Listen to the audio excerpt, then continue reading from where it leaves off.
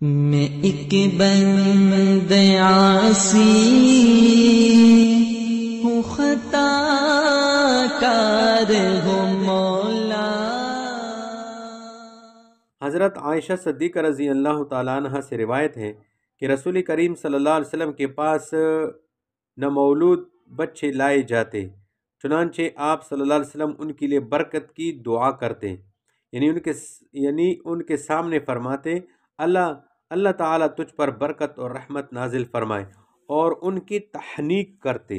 تحنیک اس عمل کا نام ہے کہ کوئی عالم یا صالح آدمی کھجور کو منہ میں خوب چبائے اور پھر اس لعاب کو نامولود کے تالو کے ساتھ لگائے، بچہ اس کو نگل لے گا۔ چونکہ کھجور میٹھی چیز بھی ہے اور مبارک پھل بھی ہے، اس لیے اس کا انتخاب کیا گیا ہے۔ شہد سے بھی یہ عمل ہو سکتا ہے۔ نامولود بچہ غنودگی میں ہوتا ہے، اس کے بدن کے حواس اور مشاعر اس میٹھی چیز سے بیدار بھی ہو جاتے ہیں، اور اس کے پیٹ میں پہلی غذا ایک عالم یا صالح آدمی کا لعاب پہنچ کر برکت بھی آ جاتی ہے۔ اور جب نبی علیہ السلام کسی کی تحنیک کرے تو اس کا کیا کہنا، اور جب سید الاولین والآخرین ہو تو پھر تو تحنیک کی شان ہی اور ہوگی۔ تو بچے کے لیے برکت کی دعا بھی کرنی چاہیے، اور تحنیک جو ہے یہ مسنون عمل ہے۔ باب العقیقہ۔ اسلام چونکہ کامل اور مکمل بلکہ اکمل ضابطۂ حیات ہے، اس لیے اس میں انسانوں کی زندگی کے ہر شعبے سے متعلق قواعد اور قوانین موجود ہے۔ اسلام کی اسی جامعیت کے پیش نظر احادیث مقدسہ میں نامولود بچے کے عقیقہ اور تحنیک وغیرہ کے مسائل اور فضائل کا ذکر موجود ہے۔ یہ العقیقہ عقہ یا عقو، نصر ینصر سے بمعنی شقہ یا شقو، پھاڑنے کے معنی میں ہے۔ چونکہ نامولود بچے کے سر کے بالوں کو لازمی طور پر کاٹ کر ہٹا دیا جاتا ہے، اس لیے ان بالوں کے صاف کرنے، 7ویں دن نام رکھنے اور ایک بکری ذبح کرنے کا نام عقیقہ رکھا گیا ہے۔ امام احمد بن حنبل رحمۃ اللہ علیہ کے ایک قول کے مطابق اور ابن حزم اور اہل ظواہر کے نزدیک عقیقہ واجب ہے، جبکہ جمہور کے نزدیک عقیقہ سنت ہے، بشرطے کہ 7 دن کے اندر اندر ہو۔ امام احمد اور اہل ظواہر نے عقیقہ کے لیے یہ امر کا صیغہ ہے، احرقو کہ خون جو ہے بہاؤ، اس طرح کا معنی ہے، یہ جو ہے قول نقل کیا۔ جمہور فقہا فرماتے ہیں کہ اکثر احادیث میں عقیقہ کے لیے سنت کا لفظ بولا گیا ہے، لہذا سنت ہے، واجب نہیں ہے۔ بہرحال عقیقہ کے جانور کے لیے وہی شرائط ہے جو قربانی کے جانور کے لیے ہوتے ہیں۔ روایات یا حدیث کے مطابق عقیقہ 7ویں دن مسنون ہے۔ امام شافعی اور احمد رحمۃ اللہ علیہ فرماتے ہیں کہ 7ویں دن اگر ممکن نہ ہو تو پھر 14ویں دن کیا جائے، ورنہ 21ویں دن، ورنہ 28ویں دن کیا جائے، پھر 35ویں دن۔ امام مالک رحمۃ اللہ علیہ فرماتے ہیں کہ عقیقہ کے جانور کی ہڈیاں توڑنا نہیں چاہیے بلکہ سالم نکال کر دفن کیا جائے۔ امام شافعی رحمۃ اللہ فرماتے ہیں کہ توڑنا درست ہے، پھر عقیقے کا گوشت پکا کر کھلانا بہتر ہے، اور کچا تقسیم کرنا نافع تر ہے، ویسے دونوں برابر ہیں۔ جاہلیت میں بچے کو عقیقہ کے خون میں لت پت کرتے تھے، اسلام میں یہ جائز نہیں ہے، البتہ زعفران سے رنگین کرنا بہتر ہے۔ اب اس کے متعلق حدیثیں پڑھتے ہیں۔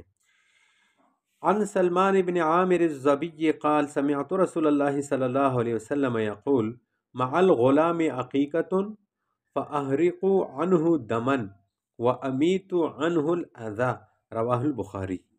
حضرت سلمان ابن عامر رضی اللہ تعالیٰ عنہ کہتے ہیں کہ میں نے رسول کریم صلی اللہ علیہ وسلم کو یہ فرماتے ہوئے سنا، لڑکی کی پیدائش پر عقیقہ کرنا مسنون یا مستحب ہے، لہٰذا اس کی طرف سے جانور ذبح کرو اور اس سے اعضاء یعنی اس کے سر کے بال اور میل اور کچیل دور کر دو۔ احرقو خون گراؤ کا مطلب یہ ہے کہ اس کی طرف سے عقیقہ کا جانور ذبح کرو۔ امیت عنہ الاذا اماطت ازالے کے معنی میں ہے، اور اذا سے مراد میل کو چیل ہے جو پیدائش کے وقت سے سر کے بالوں میں ہوتا ہے، بلکہ یہ بال خود میل ہے۔ آج کل اس طرح چھوٹے نومولود بچوں کو اسپتال میں فوراً نہلاتے ہیں، جو صحت کے لیے نہایت مضر ہے۔ اکثر بچے نمونیا کا شکار ہو جاتے ہیں۔ اس کی وجہ یہی ہے کہ ڈاکٹر حضرات انگریزوں کے فلسفے پر چلتے ہیں۔ اگر بچے کا فوراً نہلانا ضروری ہوتا تو اسلام 7 دن تک کبھی دیر نہ کرتا۔ باہر کا عقیقی کرنے کا حکم جو ہے اس حدیث میں بیان ہوا۔ حضرت ابو ثعلبہ خشنی رضی اللہ تعالیٰ عنہ بطریق مرفوع نقل کرتے ہیں کہ نبی کریم صلی اللہ علیہ وسلم نے فرمایا، جنات کی 3 قسمیں ہیں، ایک تو وہ جن کے پر ہوتے ہیں اور وہ ہوا میں اڑتے ہیں، اور دوسری قسم وہ جنات ہیں جو سانپ اور کتے کی شکل میں نظر آتے ہیں، اور تیسری قسم کے وہ ہیں جو منزل پر اترتے اور کوچ کرتے ہیں۔ اس حدیث میں جنات کے 3 اقسام کو بیان کیا گیا ہے، یعنی بعض جنات پرندوں کی طرح اڑتے ہیں، بعض جنات سانپوں کی طرح رینگتے ہیں، اور بعض جنات مکانات میں اترتے چلے آتے ہیں۔ جنات آگ سے پیدا شدہ مخلوق ہے، ان کی طبیعت اور خمیر میں شرارت پڑی ہوئی ہے۔ جنات میں اگر شرارت اور سرکشی یہ حد سے بڑھ جائے تو یہ شیاطین بن جاتے ہیں اور دیو بن جاتے ہیں، اور اگر ان کی شرارت زیادہ نرم ہو گئی اور طبیعت سے اضافی شرارت ختم ہو گئی تو یہ پریہ بن جاتی ہے، پریہ۔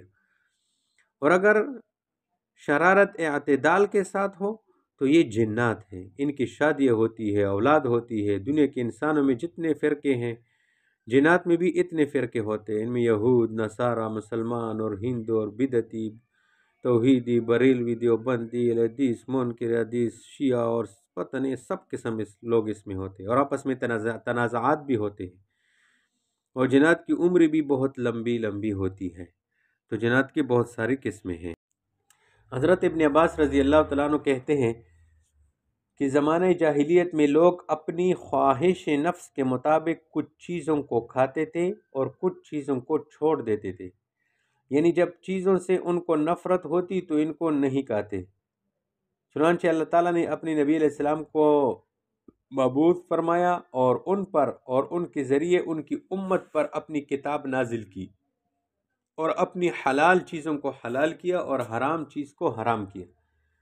اللہ تعالیٰ نے جس چیز کو حلال کیا ہے وہی حلال ہے، اس کے علاوہ حلال نہیں، اور جس چیز کو حرام کہا ہے وہی حرام ہے، اور جس چیز سے سکوت اختیار کیا ہے، یعنی جس چیز کے بارے میں یہ نہیں بتایا کہ یہ حلال ہے یا حرام، تو وہ چیز معاف ہے، اس پر مواخذہ نہیں۔ اور پھر حضرت ابن عباس رضی اللہ عنہ نے یہ آیت پڑھی کہ اے محمد صلی اللہ علیہ وسلم کہہ دیجئے کہ جو احکام بذریعے وحی میرے پاس آئے ہیں ان میں تو میں کوئی حرام غذا پاتا نہیں کسی کھانے والے کے لیے جو اس کو کھائے، مگر یہ کہ وہ مردار ہو یا خون ہو۔